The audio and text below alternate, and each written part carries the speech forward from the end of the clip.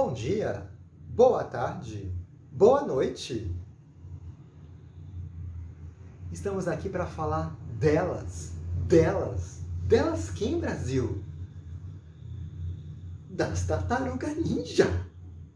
Nossa, tá? Vamos entender um dos períodos mais importantes.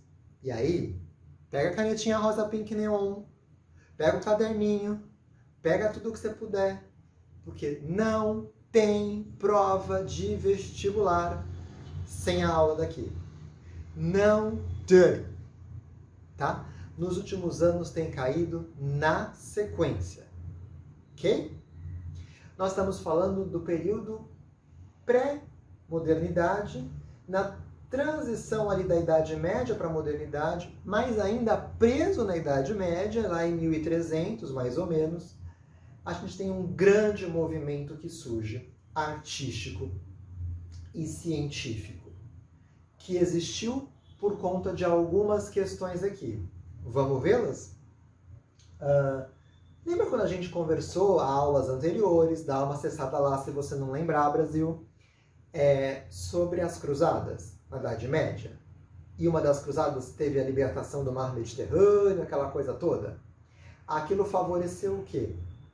As cidades se desenvolverem, né? Aquele fervilhado comércio que está voltando, uma urbanização em torno de um centro urbano, principalmente de cidades italianas como Firenze, Gênova, Veneza, tá?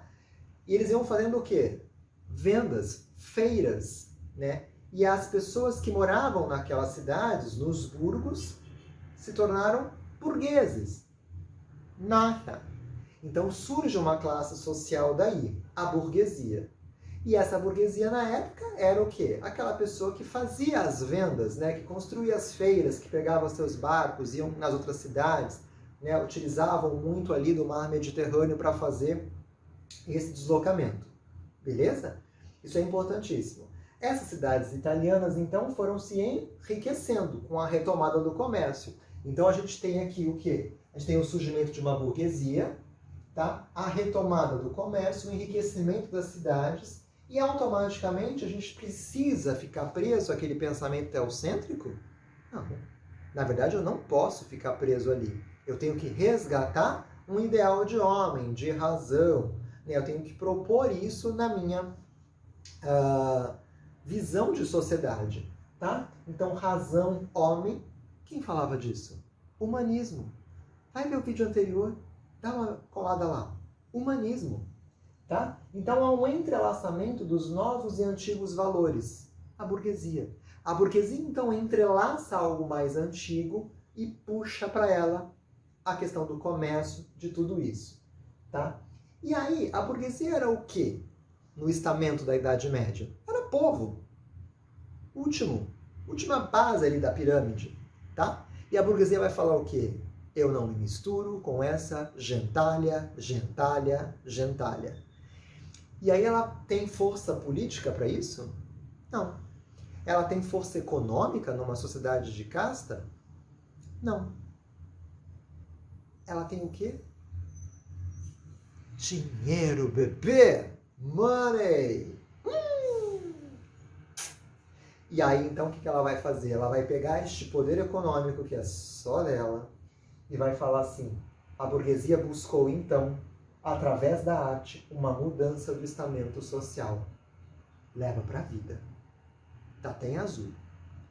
O que ela fez, então?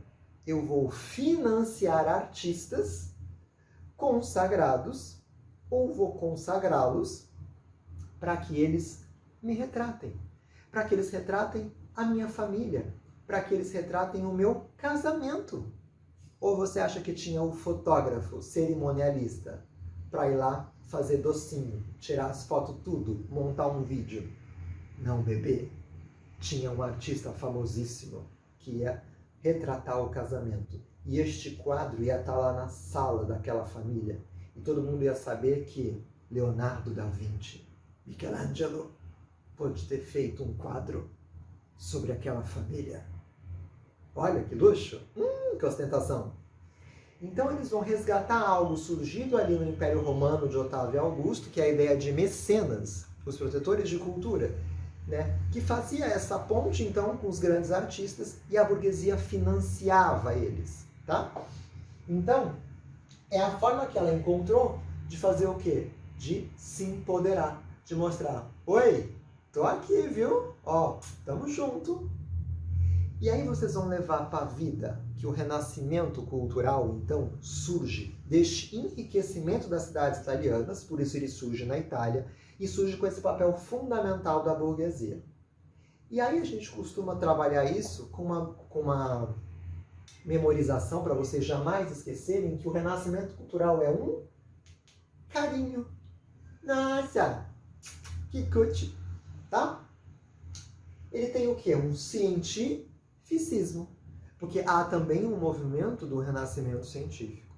Ele tem um antropocentrismo. Eu estou falando de homem. Eu estou tentando quebrar uma lógica medieval, teocêntrica. Eu tenho um racionalismo, razão.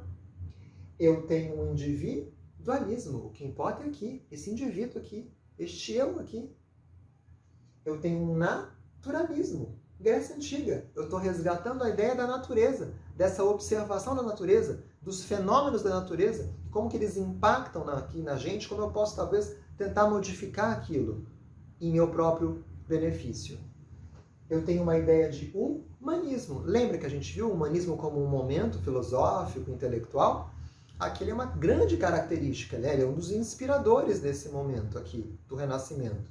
E eu tenho um otimismo, que eu posso sair, né, daquela chamada, é até pejorativo, mas eles falavam isso, dessa treva medieval, e eu tenho um otimismo com esse renascer da cultura, renascer das cidades, renascer do comércio. Eu posso viver uma nova era, eu posso entrar nesta modernidade, tá? Então as tartarugas ninja, Leonardo, Michelangelo, Donatello, Raffaello, eles vão fazer o quê? Eles vão se transformar nesse auge, nesse grupo incrível. Só que a Igreja Católica vai assistir aquilo e falar, nossa, perdemos. Vamos pôr as coisas na nossa mochila e é isso. Não. É dinheiro? Nós também temos. Eu também posso, então, contratar esses artistas famosos para, de repente, pintar o teto da Capela Sistina. Eu também posso contratar esse artista famoso para fazer Pietà. Então, a gente está falando do quê? De um confronto aí. E aí leva muito para o coração isso. O Renascimento, quanto os artistas, eles não queriam romper com o medievalismo. Eles queriam apenas mostrar que não é apenas a igreja que manda, existe uma outra maneira de ver o mundo. Tá? Tem um quadro, A Criação do Homem, né? Que você tem o homem, você tem Deus. Procura no Google, gente. E aí, do Michelangelo, você tem a ideia de que este Deus está deitado num cérebro, que é coisa mais racional que o sistema nervoso, tá? E este homem está ali, olhando para este Deus. E um coloca um dedinho aqui, o outro coloca um dedinho aqui, os dedinhos vêm e os dedinhos não se tocam. Por que os dedos não se tocam? Porque a fé não precisa tocar no homem para o homem existir. Eu não preciso ter uma sociedade teocêntrica para eu explicar as razões do meu existir. Eu posso explicar as razões do meu existir com o próprio homem. Isso significa que eu não creio em nada? Não. Significa apenas que eu não preciso tocar para eu existir. Tá? Então, olhem isso, gente. A Última Ceia, a Escola de Atenas. Vai procurando isso no Google. Esse que eu estou falando. Procura Pietà, o teto da Capela Sistina, as esculturas de Donatello, o Davi de Michelangelo. Procura agora. Dá uma pausa no vídeo. Vou esperar. Foi? Procurou? Davi. de Michelangelo. Há quem diga que essa escultura está em Firenze, ela é de tamanho natural, toda de mármore. Há quem diga que as pessoas choram de emoção ao vê-la, de tão perfeito que é. Por quê? Porque o Renascimento resgata a estética clássica. Ritmo, harmonia, equilíbrio, perfeição. Ritmo, harmonia, equilíbrio, perfeição. Ritmo, harmonia, equilíbrio, perfeição. Ele resgata a estética clássica com um bônus. Qual que é o bônus? As descobertas científicas.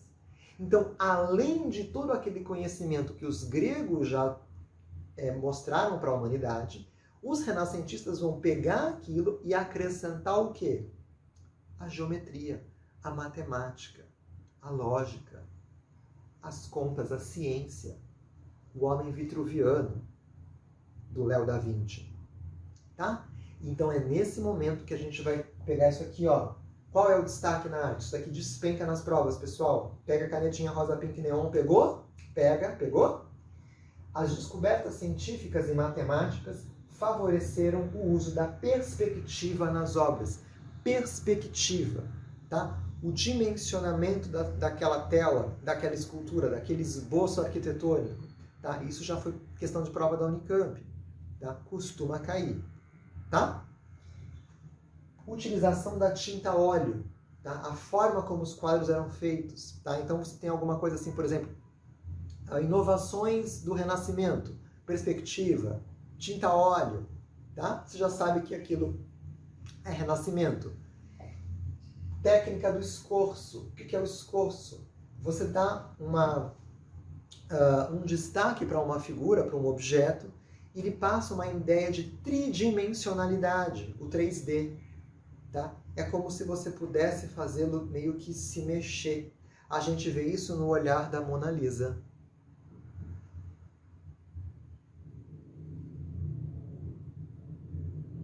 Tá? Então, a técnica do escorço é isso. Então, tridimensionalidade, perspectiva, tinta óleo, escorço. Se familiariza com esses nomes, que isso vai estar lá na prova de vocês. Ou, numa prova escrita de segunda fase, vocês podem usar, gastar um repertório e vai lacrar no gabarito da questão de vocês. Beleza? Essa é uma aula importantíssima. Parem o vídeo quantas vezes for necessário. Peguem os nomes das referências dos quadros que eu dei. Vai mesmo ver e tenta identificar tudo isso.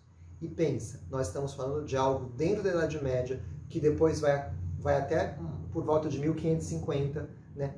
O auge do Renascimento, essa última etapa, inclusive, da virada dos 1400 para 1500, tá? E todas essas ideias das tartarugas ninja. É muito comum cair em todas as provas de vocês. Tá bom? Bons estudos! Apreciem essas artes todas e até a próxima. Tchau!